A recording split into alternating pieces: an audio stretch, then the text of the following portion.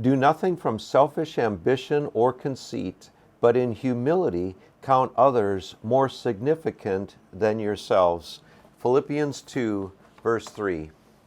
Did you know that being a follower of Christ complicates your life? Think about it.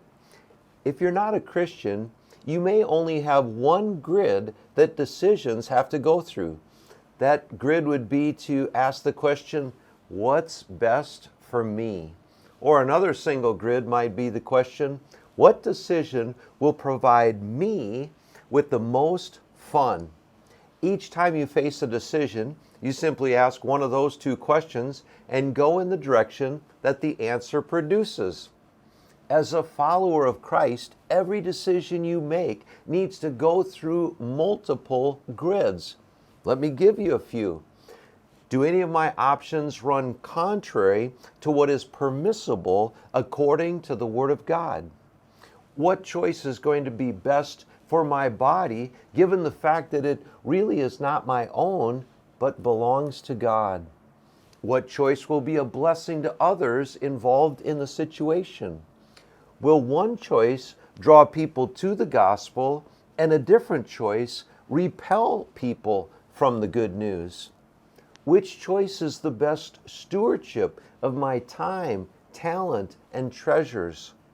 Am I making a choice hoping that something can fill my deepest needs when in reality, Christ alone can meet my deepest needs? Am I setting a good example by my choices for others that are in my life, especially the next generation?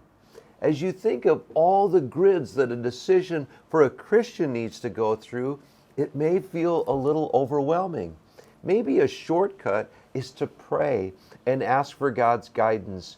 James 1:5 says, if any of you lack wisdom, let him ask God, who gives generously to all without reproach, and it will be given to him. As you go through the next few days, think about the extra layers that a Christian has to consider when making a decision. Jesus modeled for us the desire to glorify God with our decisions and to consider others' needs more important than our own. The extra grids may make life a bit more complicated, but for a follower of Christ, it's part of living the abundant life that he offers.